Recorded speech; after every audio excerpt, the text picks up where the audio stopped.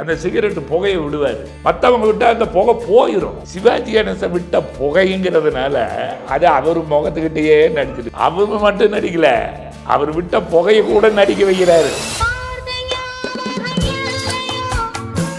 அப்பவும் இப்பவும் எப்பவும் அதிரடி கலெக்ஷன் சரவெடி செலிப்ரேஷன். 25வது படம் கல்வனின் காதலி, 50வது படம் வந்து காரங்கதாரா, 75வது படம் பார்த்தால் பசி தீடும், 100வது படம் வந்து நவராத்திரி, 125வது படம் உயர்ந்த மனிதன், 150வது படம் தவளேசவாடி, 175வது படம் அவன்தான் மனிதன், 200வது படம் திரிசூலம். அப்பெல்லாம் என்ன ஒரு வயசுல என்ன தெரியும், அது மாதிரி எல்லாத்தையும் ஒரு உருவமா பார்க்குற மாதிரியே பார்த்துட்டு இருந்தோம்.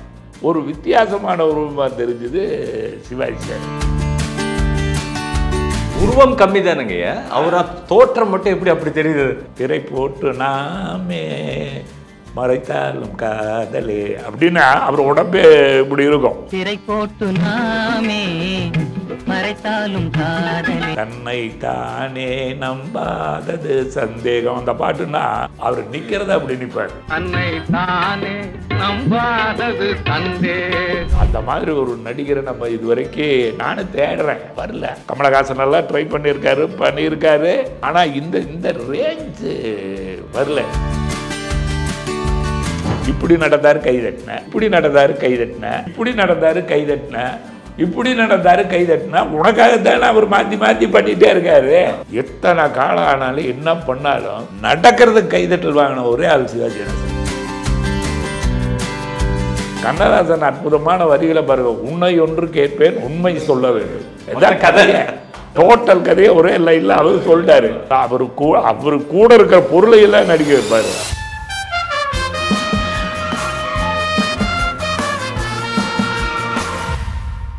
Celebrate this Diwali with Indian Princess. Shop your favorite styles and get induction stove free. Visit your nearest store today. Aachi royal gulab jamun packs, ஒன்று வாங்கினால் ஒன்று இலவசம். நடிகர் திலகத்தின் 97வது பிறந்த நாளை முன்னிட்டு கலைத்தாயின் கர்மயோகி நடிகர் திலகம் சிவாஜி கணேசன் அப்படிங்கிற ஒரு சிறப்பு நிகழ்ச்சியை இப்போ நம்ம நடத்துகிறோம்.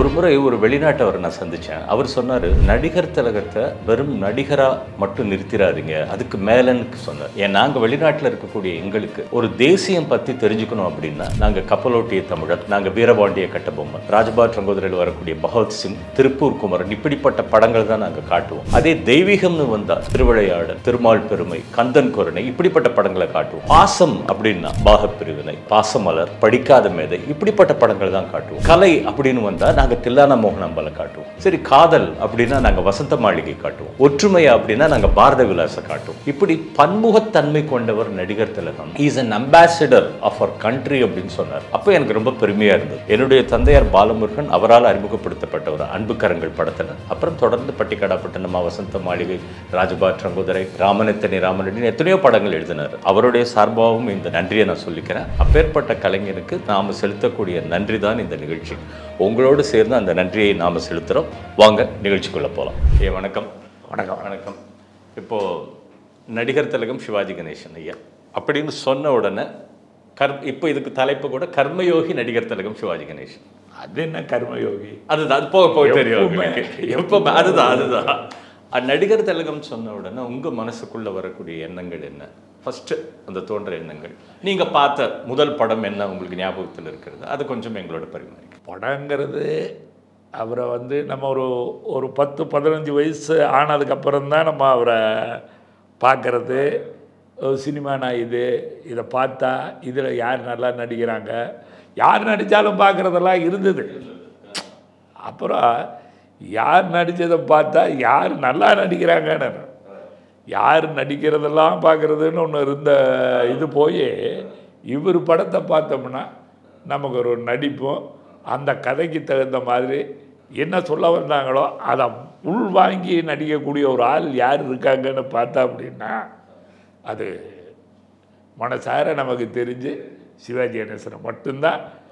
எப்போ தொடங்கணுமோ அப்போத்துலேருந்து இப்போ வந்து எனக்கு 75 வயசு. இந்த 75 வயசு வரைக்கும் அவர்கிட்ட இருந்து நம்மளால் மாற முடியல. அந்த பாதை ஒரு அற்புதமான பாதையாக இருந்தது.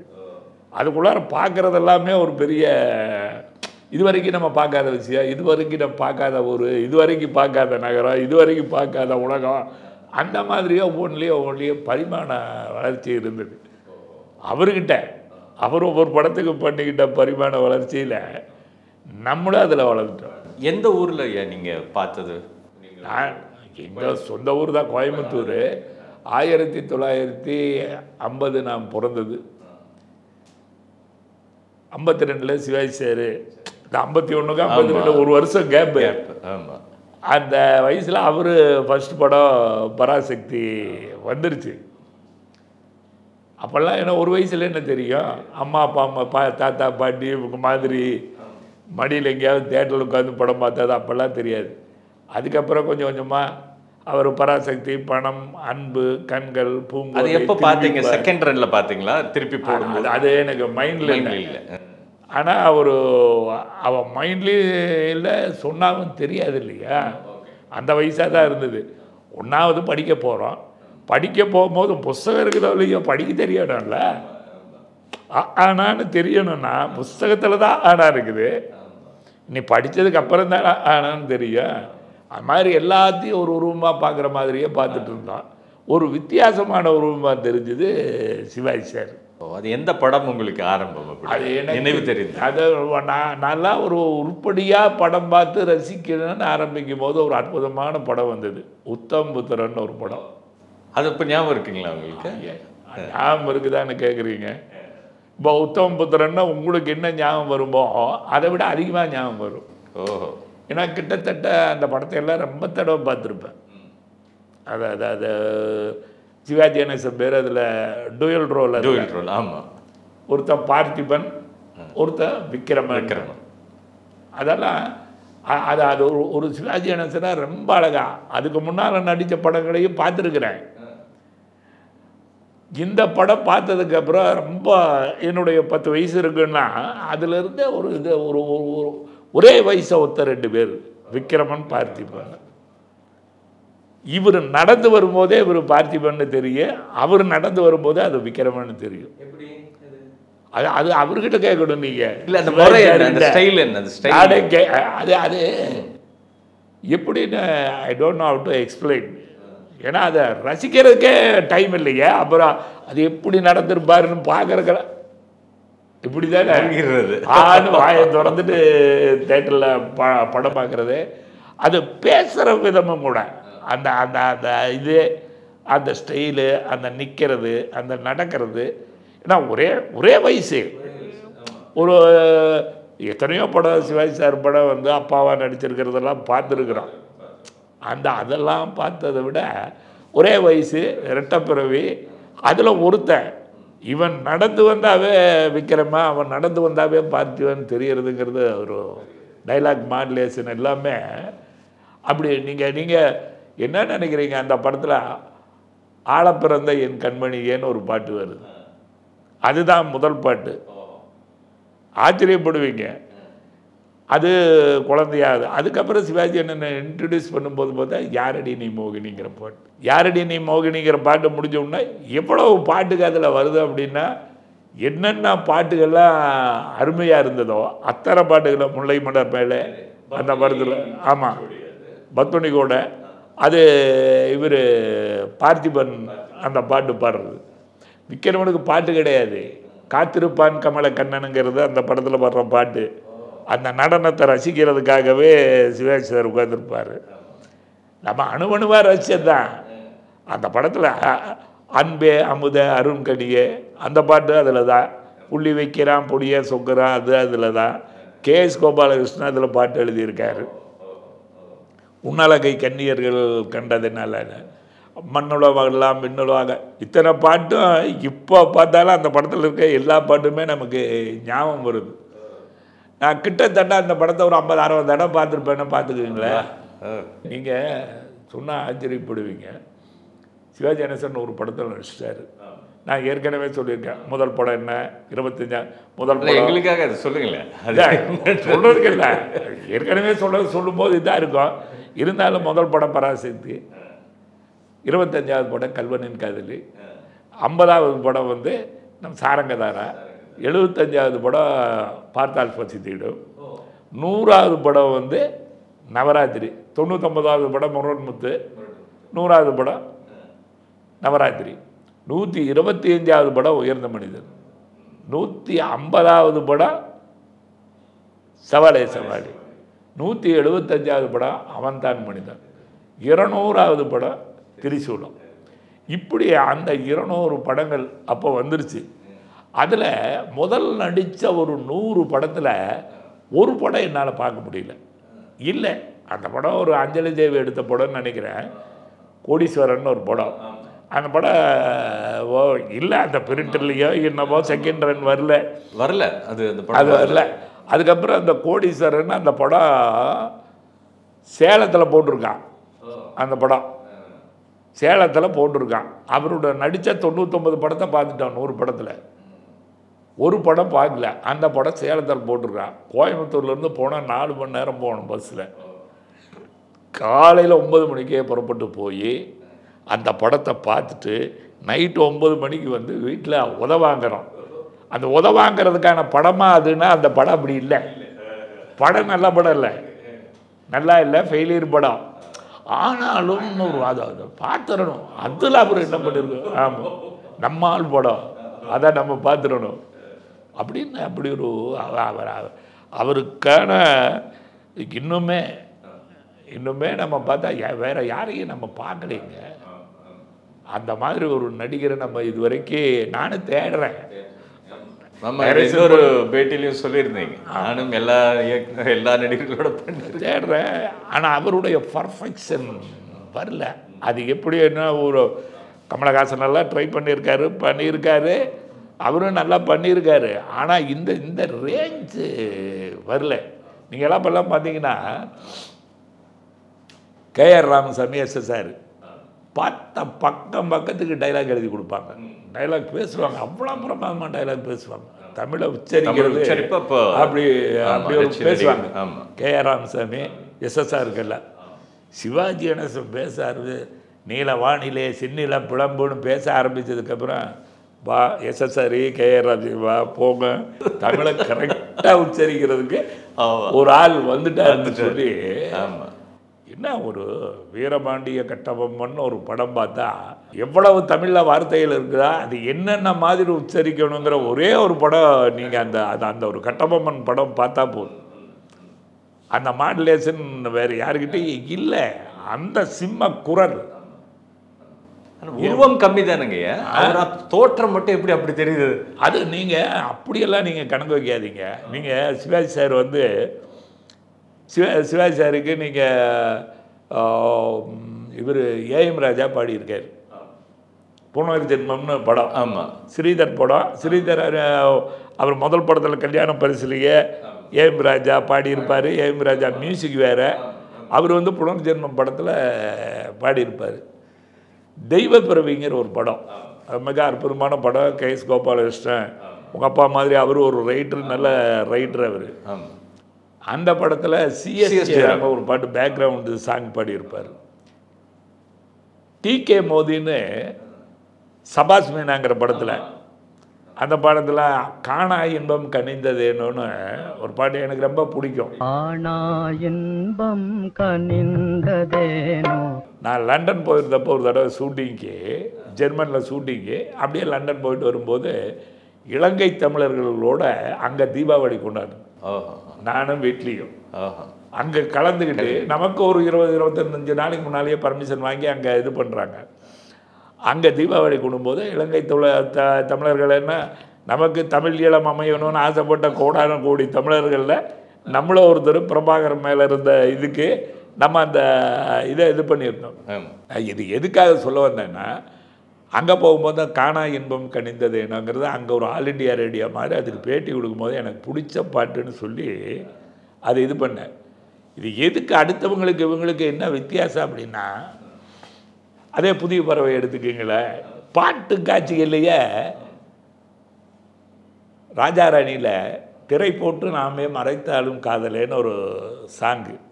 இது ஏஎம் ராஜா பாடுறாரு, மெல்லிய குரல், அவருடைய வயசு. பார்த்தா அவருடைய உடம்பே அப்படி குறுகின மாதிரி ஆயிடும். திரை போட்டு நாமே மறைத்தாலும் காதலே அப்படின்னா அவர் உடம்பே இப்படி இருக்கும். திரை போட்டு நாமே மறைத்தாலும் காதலே. சிஎஸ் ஜெயராமன் பாட்டு பேக்ரவுண்ட் சாங் அது. தன்னை தானே நம்பாதது சந்தேகம், தன்னை தானே நம்பாதது சந்தேகம். அந்த பாட்டுன்னா அவர் நிற்கிறத அப்படி நிற்பார். தன்னை தானே நம்பாதது சந்தேகம். அப்படி அதாவது அந்த வாய்ஸுக்கு தகுந்த மாதிரி உடம்பு அப்படி வச்சிருப்பார். சபாஷ் மீனா கூட சொன்னீங்க அதுல ஒரு பாட்டு. ஆமா, அது காணா இன்பம். அப்ப கூட அந்த நமக்கு அவர் அப்படி திரும்புறது, அப்படி இது பண்றது, அப்படி அந்த கதாநாயகி பார்க்கறது, அந்த மழையில நனைகிற ஒருத்தன் மழையை ஆர்டிஃபிஷியலாக போட்டு எடுக்கிறாங்க. அதில் கூட உண்மையான மழை பெய்யுது. அதில் ஒரு குதூகலமாக இருக்கிறவனுடைய ரியாக்ஷன் எப்படி இருக்குங்கிறது இருக்கும். சரி, புதிய பறவையை அவங்க எடுத்தாங்க இல்லையா, அந்த படத்தில் பார்த்தீங்கன்னா பார்த்த ஞாபகம் இல்லையோன்னு பாட்டு, பார்த்த ஞாபகம் இல்லை. அதில் இந்த சிகரெட் அப்படி குடிச்சிட்டு இருப்பார். அந்த சிகரெட்டு புகையை விடுவார். மற்றவங்க விட்டால் அந்த புகை போயிடும். சிவாஜி கணேசன் விட்ட புகைங்கிறதுனால அது அவர் முகத்துக்கிட்டேயே நடிச்சிட்டு அவரை விட்டு போகாது.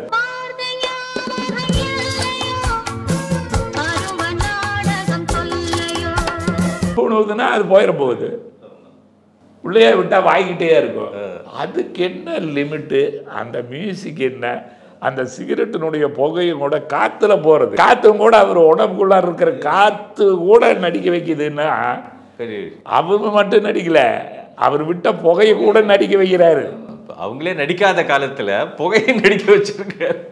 அவர் நடிக்கிறது அவன் போறது, அவன் நீச்சல் அடிக்கிறதே கஷ்டம். அடுத்தவனை இழுத்துக்கிட்டு நீச்சல் அடிக்கிறதுங்கிறது இருக்குது இல்லைங்களா? அந்த மாதிரி நீங்க பார்க்கவே முடியாதுங்க. அவர் நடிக்கிற ஒரு புகை விட்டா அப்படியா.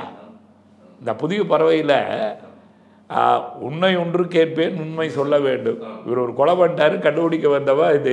எடுத்த உடனே இதையெல்லாம் சொல்லாமல் ஒரு பாட்டாக வைக்கிறாங்க. கண்ணதாசன் அற்புதமான வரிகளை பாருங்க. உண்மை ஒன்று கேட்பேன் உண்மை சொல்ல வேண்டும். கதை டோட்டல் கதையை ஒரே லைனில் அவர் சொல்லிட்டாரு. அதில் சும்மா இதில் போயிட்டு நிலவில்லா வானம்னு அவங்க அந்த சரோஜா தேவி அப்படி பாடுறதுக்கு அப்படி உள்ள வந்து அந்த பியானோ வந்து அப்படி சிகரெட் வாயில் வச்சுட்டு அப்படி வந்து ஒரு சேரில் முட்டிகள் போட்டு உட்கார்ற மாதிரி ஒரு காரில் உட்காந்துட்டு அப்படி வச்சுட்டு அப்படி போயிடுவார். அப்புறம் ட்ரம்பட் அடுத்து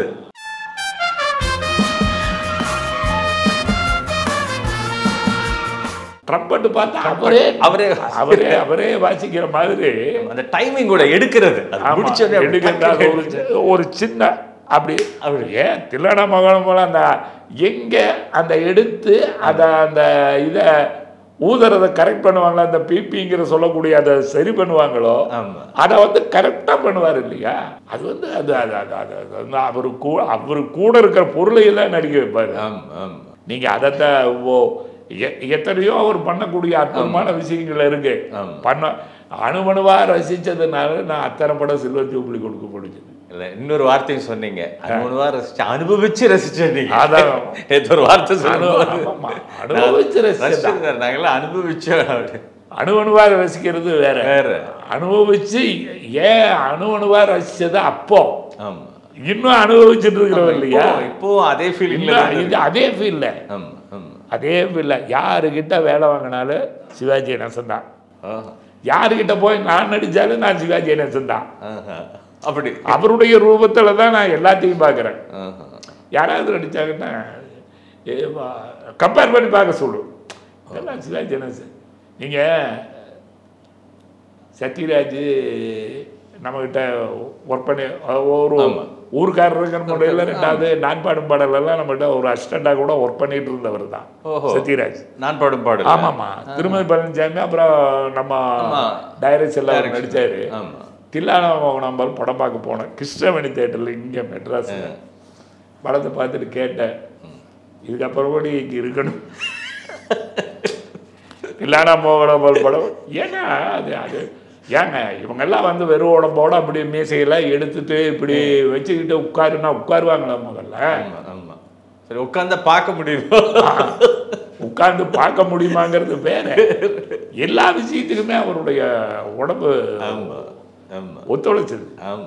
அது அது அது அவர் நீங்கள் எத்தனை காலம் ஆனாலும் என்ன பண்ணாலும் நடக்கிறதுக்கு கைதட்டல் வாங்கின ஒரே ஆள் சிவாஜி கணேசன் தான். எத்தனை ஒரு நாள் சிவாஜி கணேசன் இவர் சத்யராஜ் கூட கேட்டார், சிவாஜி கொஞ்சம் ஓவர் ஆக்டிங் இல்லையா அப்படின்னா, நடித்தாவே ஓவர் ஆக்டிங் தான். அப்படியே ஒரே வார்த்தையில் அடக்கிட்டு நடித்தாவே ஓவர் ஆக்டிங். நீங்கள் இன்ஸ்பெக்டரா? இல்லை இல்லை, அப்புறம் ஏன் உட்காரும்போது இப்படி உட்காருறீங்க, இப்படி கை கட்டி உட்காருறீங்க, இப்படி உட்காருறீங்க? ஆமாம், அது போட்டல அல்ல. ஆனால் வந்து படிக்கவும் இல்லை, ஒன்றும் இல்லை. நடிப்புன்னு அடுத்த ஒரு இடத்துக்கு வரும்போதே அது நடிப்பு தானே. ஓவரா யாருக்காக பண்ணார்? இப்படி நடந்தார் கை தட்டினேன், இப்படி நடந்தார் கை தட்டினேன், இப்படி நடந்தார் கை தட்டினேன், இப்படி நடந்தார் கை தட்டினா உனக்காகத்தானே அவர் மாற்றி மாற்றி பண்ணிகிட்டே இருக்காரு. அப்பவும் இப்பவும் எப்பவும் சென்னை அதிரடி கலெக்ஷன் சரவெடி celebration. Celebrate this Diwali with Indian Princess. Shop your favorite styles and get induction stove free. Visit your nearest store today. Aachi royal gulab jamun packs. ஒன்று வாங்கினால் ஒன்று இலவசம்.